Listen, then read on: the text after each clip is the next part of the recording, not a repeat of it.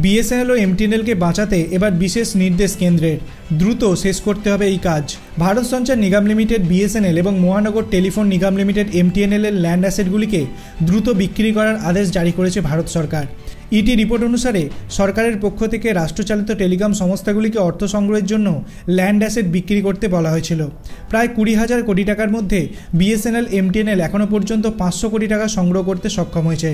আর এই প্রক্রিয়াটি ধীরগতি দেখে কেন্দ্র 2 টেলিকম সংস্থাকে জমি বিক্রির কাজ দ্রুত সম্পন্ন করার আদেশ দিয়েছে।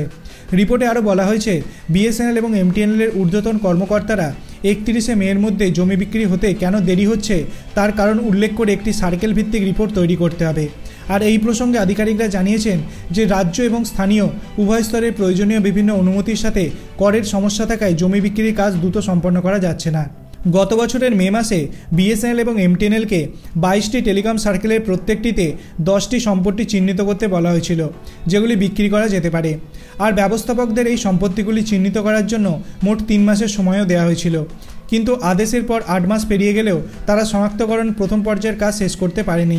প্রসঙ্গত উল্লেখ্য, সরকার মনে করছে যে রাষ্ট্রচালিত টেলিকম সংস্থাগুলি নতুন জীবন দিতে নগদ বা ক্যাশ প্রয়োজন। এই টাকার কিছু পরিমাণ জমি বিক্রি করে আসতে পারে। পাশাপাশি কেন্দ্রীয় সরকারের সংস্থা দুটির জন্য রিভাইভাল প্যাকেজও প্রদান করেছে। আপনার কি মনে হয় বিএসএনএল এবং এমটিএনএল কবে তাদের 4G সার্ভিস ভারতের মধ্যে লঞ্চ করতে পারবে? আপনার অভিমত আপনি কমেন্ট সেকশনে জানাতে পারেন। ভিডিওটি ভালো লাগলে লাইক করবেন, চ্যানেলটিকে সাবস্ক্রাইব করতে ভুলবেন না। ধন্যবাদ।